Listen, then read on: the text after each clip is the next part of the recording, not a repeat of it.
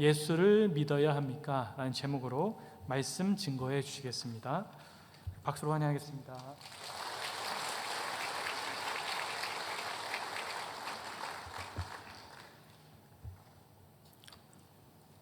베드로는 고달픈 하루 벌어 하루 먹는 노동자였습니다.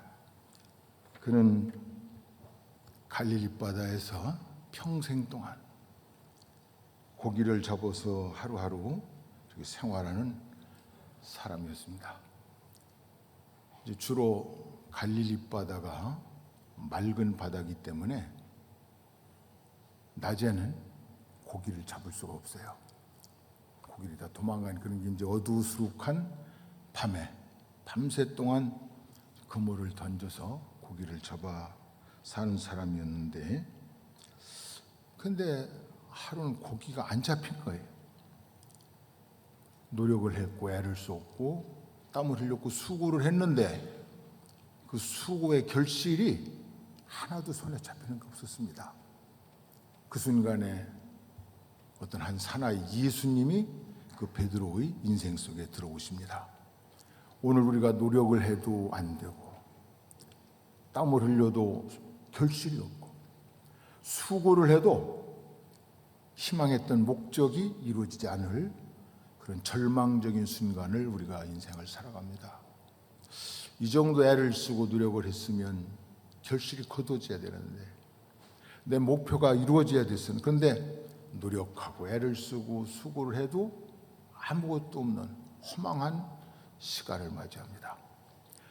그런데 이 빈 배가 됐을 때 아무것도 없었던 노력의 수고와 또 땀 흘린 결실이 없을 때 그때 예수님이 들어왔습니다.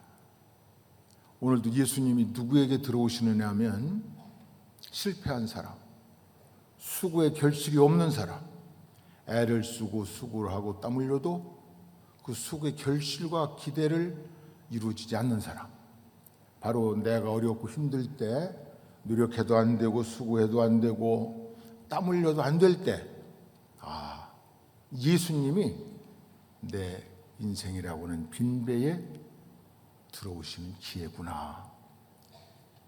이걸 깨달은 이 베드로는 이제 예수님을 따라다니기 시작합니다. 3년 반 동안 예수님을 따라다녀서 이제 예수님께서 크게 성공하셨을 때 이분을 통해서 이제 내가 한번 이 세상에서 내 인생의 꿈을 한번 펴봐야 되겠다.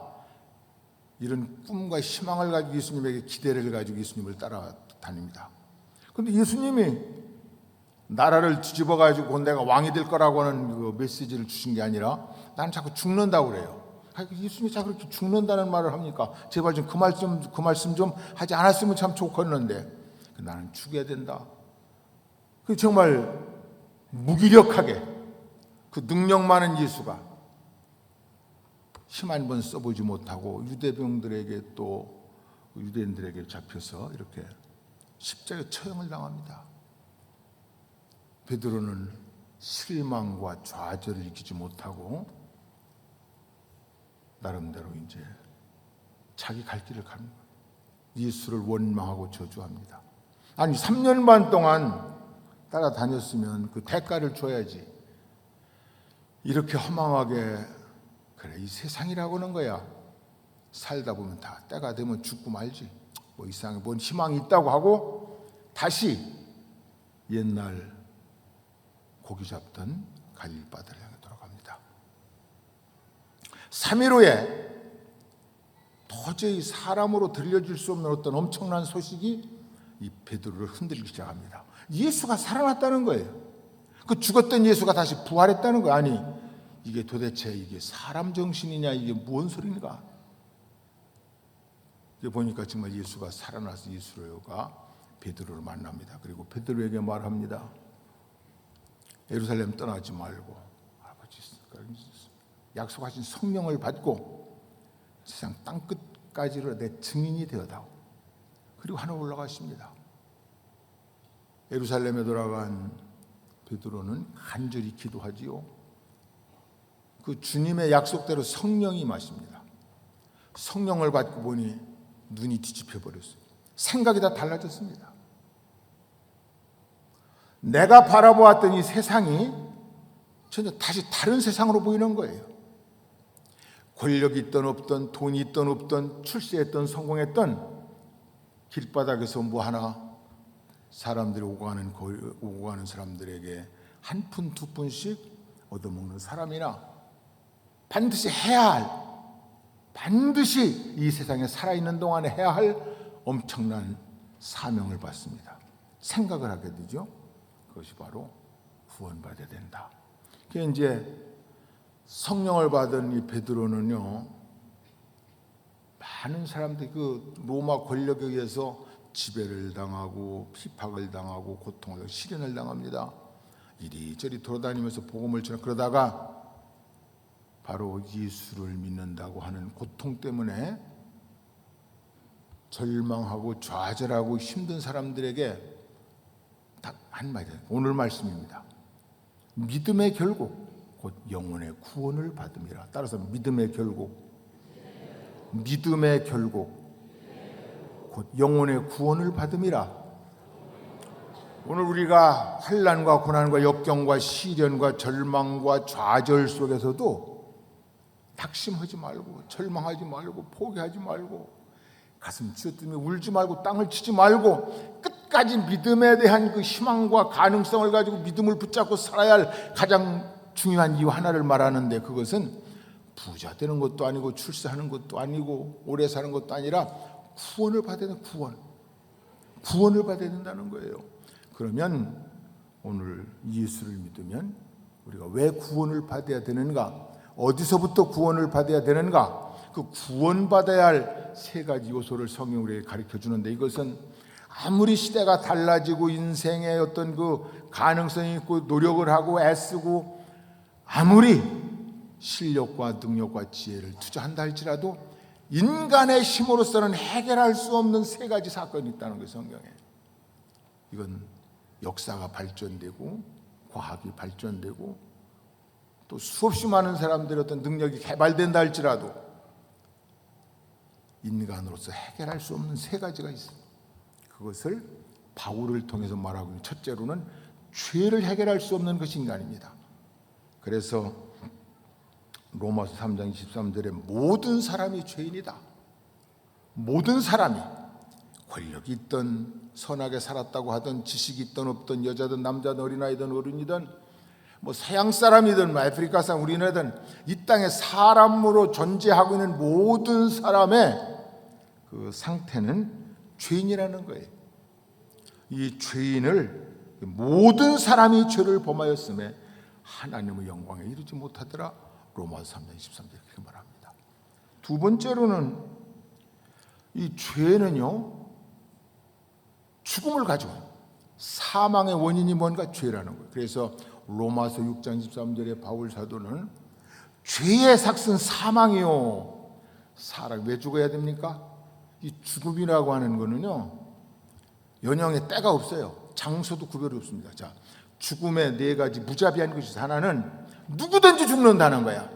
어린아이도 죽고, 태어나서도 죽고, 어른도 죽고, 청년도 죽고, 일하다가도 죽고, 뭐 오래 살고 약을 먹어도 죽고, 전쟁하다 죽고, 모든 이 땅에 태어난 사람은 죽음을 가지고 태어나는데 그 죽지 않은 사람이 어디가 있겠냐. 두 번째로는요, 이 죽음이라는 것은 장소를 몰라요.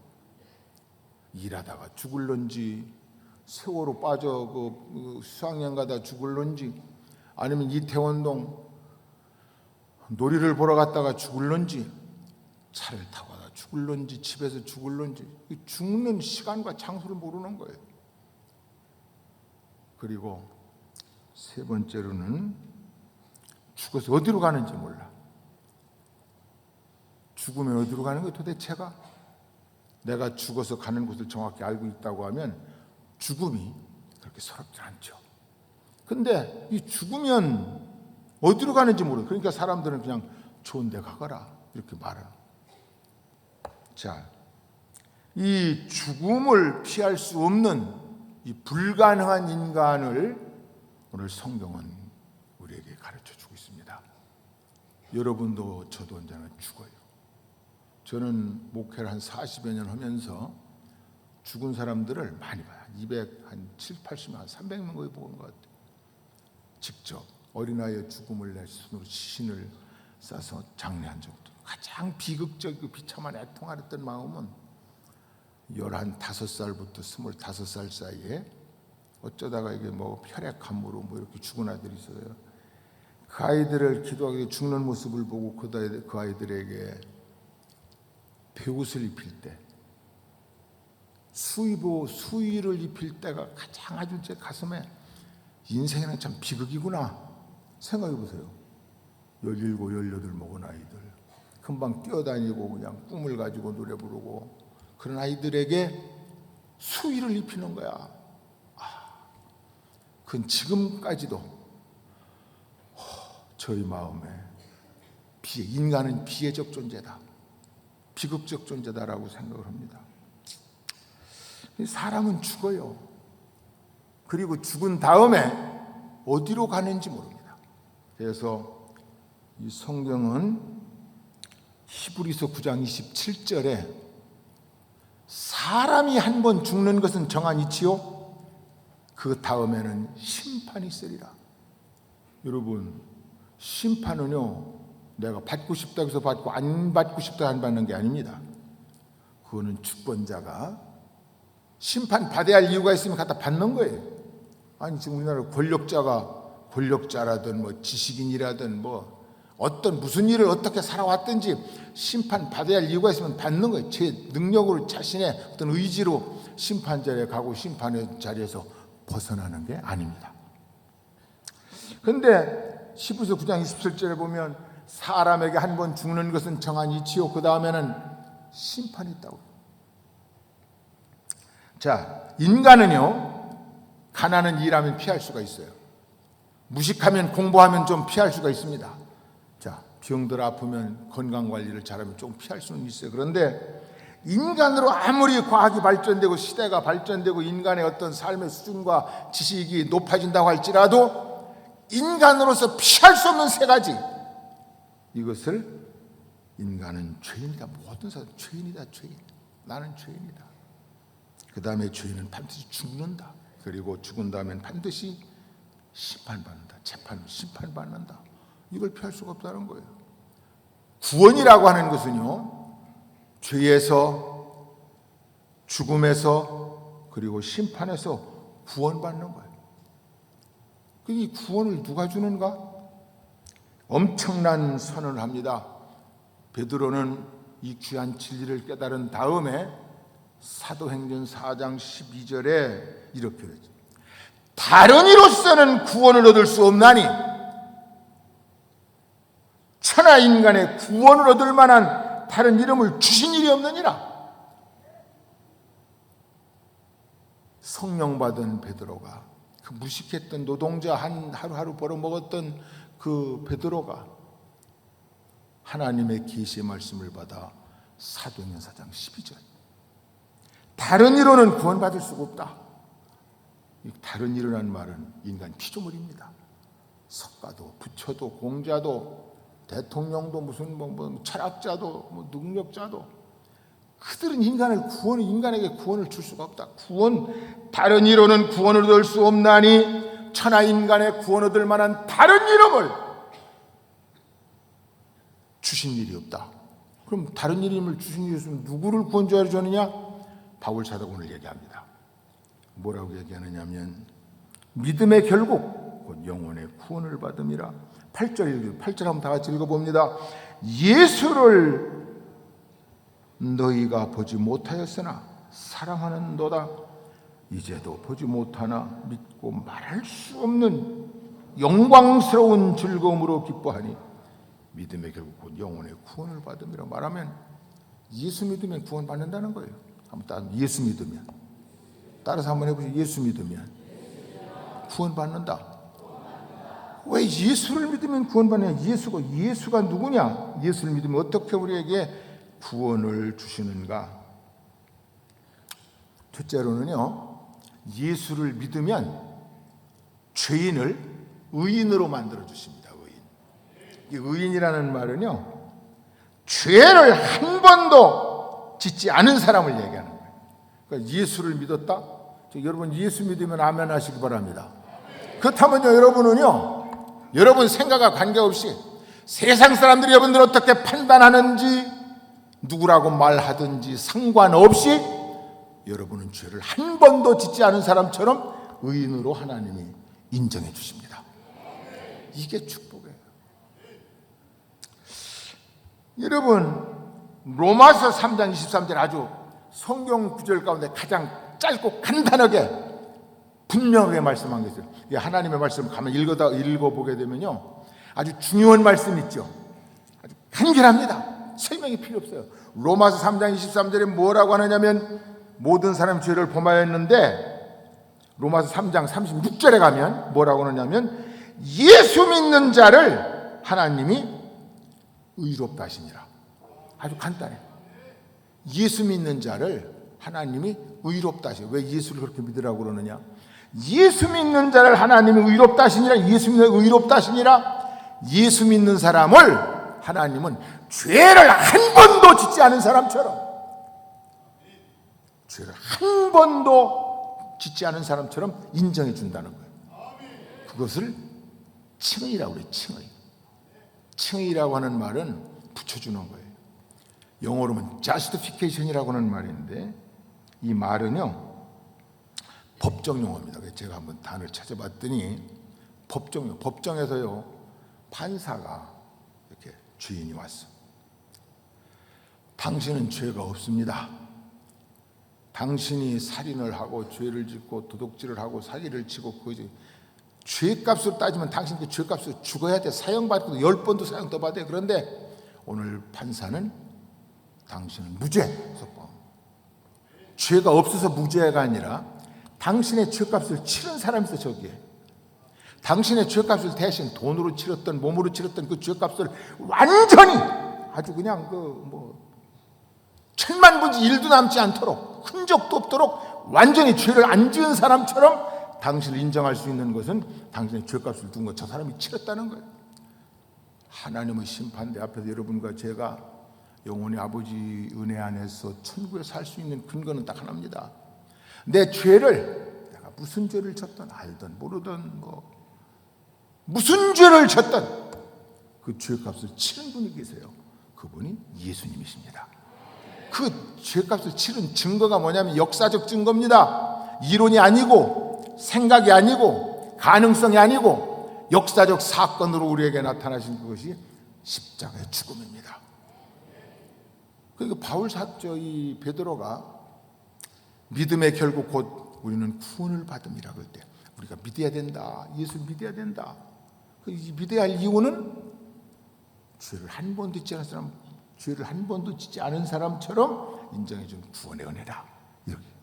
오늘 여러분이 예수를 믿으면 여러분은요 어떻게 살아왔던, 누가 뭐라고 하던 과거가 아주 말할 수 없이 고통스럽고 부끄럽고 죄다 한다 할지라도 하나님은 그걸 보시는 게 아니라 예수를 보고 너는 죄를 한 번도 짓지 않은 사람이야, 이렇게 무죄를 선포하는 거예요. 그래서 우리는 예수를 사랑하는 겁니다. 할렐루야. 그래서 의롭다고 하는 거는요, 의롭다. 그거는 이제 법정에서 판사가 이제 죄인을 보고 당신은 죄인이지만 죄가 없어, 무죄 석방이야. 그 근거는 당신의 죄를 책임진 처분이 있어. 내 죄를 책임진 분이 예수님이라는 거예요. 할렐루야. 그 다음에 두 번째로는요, 그 죄의 값이 뭐냐면 사망이라고 그랬는데, 죽음이라고 했는데, 이제는 죄가 이제 해결됐으니까 죄가 없는 사람에게 뭘 주겠어요? 영생을 줘요. 영생. 그 영생이라고 하는 말이면 하나님의 생명을 얘기하거든요.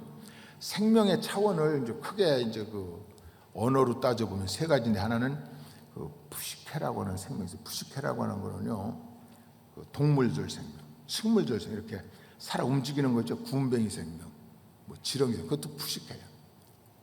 근데 그 식물들, 동물들의 생명이 이제 차원인데 그 다음에 차원은 뭐냐면은 그 비오스 생명, 사람의 생명이야. 개의 생명과 사람의 생명을 똑같이 취급할 수 없죠. 똑같이 살을 찢으면 시뻘건 피가 나오고 먹고 싶은 게 있고 하고 싶은 게 있고 욕망이 있는데 어떻게 개 생명과 사람의 생명을 똑같이 취급을 하지 않습니까? 차원이 다른 거예요. 하나님이 그렇게 창조하셨어요. 피조물 중에 식물이나 동물이나 생물을 창조하시고 그 다음에 사람의 생명을 이제 그 비오스라고 그러거든요. 근데 그 비오스라는 거는 사람이 가지고 있는 사람의 그 생명은 하나님을 의식하는 생명이야. 도덕적, 윤리적 판단이 있는 생명.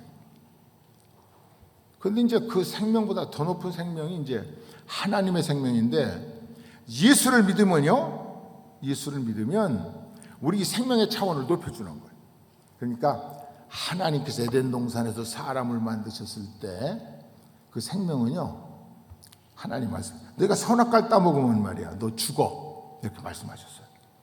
이제는 그 죽음의 생명에서 예수를 믿으면 이제 무슨 일을 해도 선악과 100개, 1000개, 10,000개를 따먹어도 죽지 않는 생명, 하나님의 생명, 예수의 생명, 영원히 죽어도 다시 살고 완전한 영원한 생명, 하나님의 생명을 준다는 거예요. 그것이 예수를 믿어야 할 이유입니다.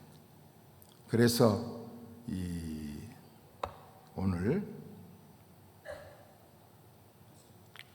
베드로는 우리가 이 땅에 살아가는 동안 돈 못 벌 수 있다, 병은 들어 일찍 죽을 수도 있다, 실패할 수도 있다, 사람에게 거절당할 수도 있다, 괴로움과 고통 속에 살아갈 수도 있다. 그러나 예수를 믿어야 된다. 왜냐하면 그 예수를 믿음으로 말미암아 영혼의 구원을 받음이라. 그래서 구원이라고 하는 것이 두 번째 바로 영생을 하는 겁니다. 영생.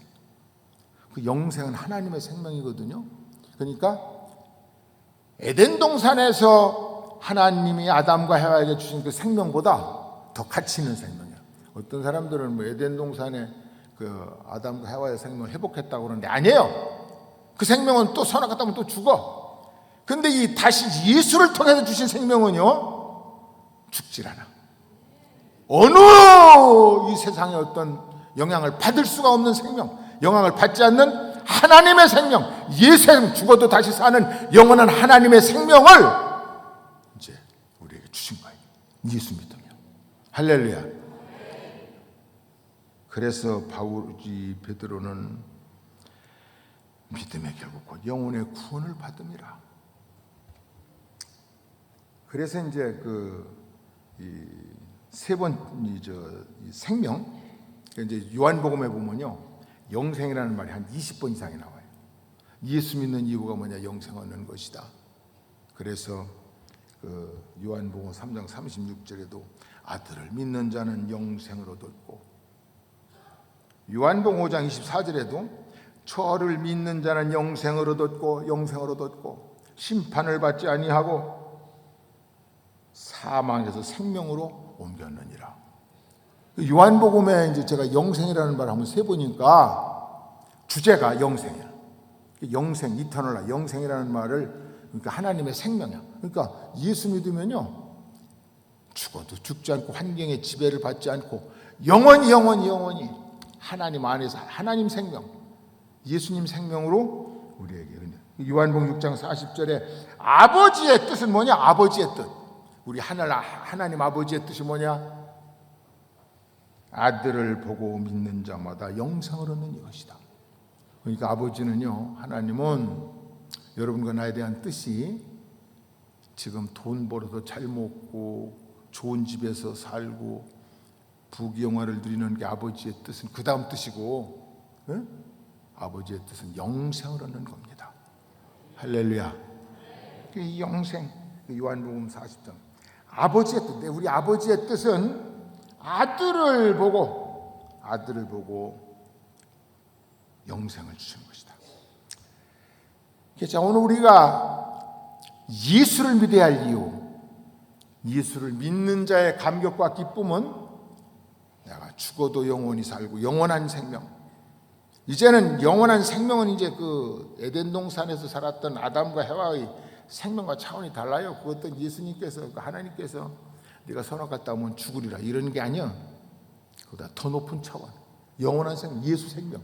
예수라고 하는 그분이 있다는 걸 우리에게 보여주셨어요. 그분은 자유로우신 분이에요. 하시고 싶은 일을 다 하셔. 근데 거기 기적이 일어나고 지배를 하고 우주 만물을 통치하시는 분이에요. 그 통치 능력의 생명. 아니, 나에게 예수의 생명을 주신다고 하면 내 자신을 통치하고 우주 만물 통치하시고 바다를 다스리시고 죽은 자를 살리시는 그 통치 능력, 그 통치 능력을 행하실 수 있는 하나님의 생명을 오늘 여러분과 제게 주신 거예요. 그래서 예수 믿는 겁니다. 할렐루야. 그 다음에는요, 예수를 믿으면은요, 예수를 믿지 않는 사람의 세 번째가 뭐라고 해요? 심판만 한다고 했어요. 자, 죄인이 죽어. 그 다음에 심판받아. 이 심판받는다고 하는 것은요, 이 성경은 심판, 그걸 요한계시록에 가면은 심판을 지옥불이라고 설명을 하고 있어요. 근데 오늘날 이제 많은 사람들이, 아니, 지성인이, 기독교가, 지성인들이 모이는 목사님들이 저렇게 지옥불인 이런 소리 찾으면 돼? 아니야. 요한사도나 바울은 지성이 없어서 지옥이라는 말을 쓴 게 아닙니다. 그대로 사실대로 얘기해야 돼. 인간이 마지막 심판을 받아 구원받지 못하면요, 불과 유황이 타는 지옥불에 들어간다는 거예요. 성경 말씀. 이제 요즘 이제 이 기독교가 이제 지성화돼야 된다. 목사님들이 이제 지식화돼야 된다. 그래가지고 이제 그런 무식한 말을 쓰면 안 된다. 그래서 이제 그런 말을 안 쓰는데 저는 그렇게 생각지 않습니다. 성경대로 예수를 믿지 않으면 지옥불에 들어간다. 그래서 그 마지막 날 이제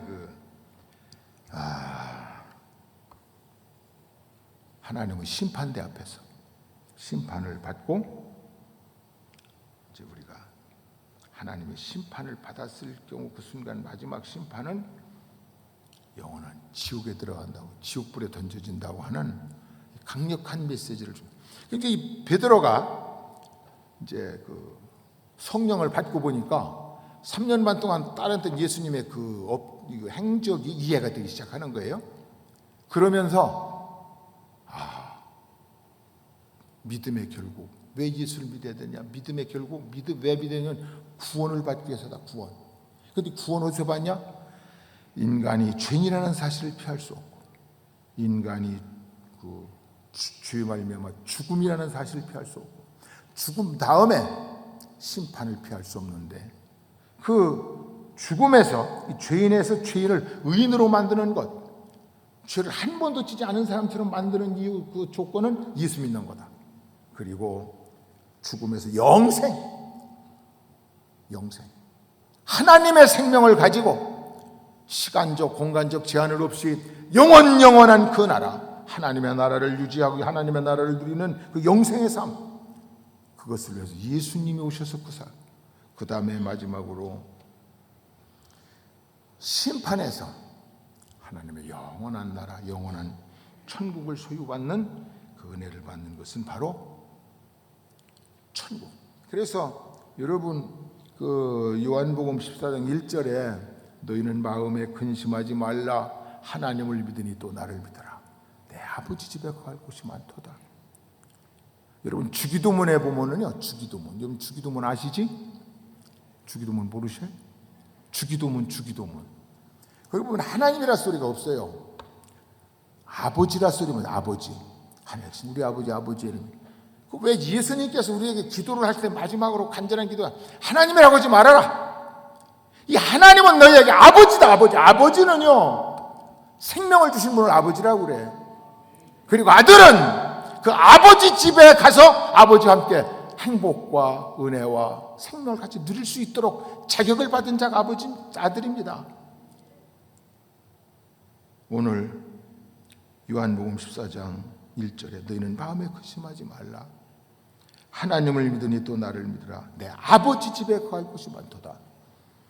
요한복음 14장 6절에 그 뭐라고, 내가 곧 길이요 진리요 생명, 나로 말미암지 아니하고는 하나님께로, 아버지께로 갈지. 아버지께. 하나님 여러분 아버지십니다. 하늘 땅 우주 만물을 주신 아버지가 오늘 여러분들을 낳으셨고 지키시고 함께 하십니다. 여러분, 제가 여러분들이 하나 묻겠어요. 여러분 이 세상에 태어나서 사셨을 때까지 내가 이 세상에 태어나서 살아가는 동안 가장 잘한 일이 있다면 무엇이라고 생각하십니까? 한번 대답해 보시죠. 내가 이 세상에 태어나서 40년을 살고 50년을 살고 저는 70년을 살았거든요. 이제 아버지 앞에 갈 준비를 늘 마음의 준비를 해요. 사람이란 모르니까 뭐 좋은 거 먹는다고 오래 살고 뭐 건강 관리 잘한다고 뭐 보약 먹는다고 뭐 저 별로 그런 생각은 없고, 내가 이 세상에 태어나서 가장 잘한 일이 있다면 하나님 내게 가장 큰 복을 주시니 내가 이 세상에 태어나서 가장 큰 감격스러운 은혜를 받은 것이 있다면 무엇이었을까? 한번 대답해 보세요. 예수 믿은 겁니다. 기도합니다.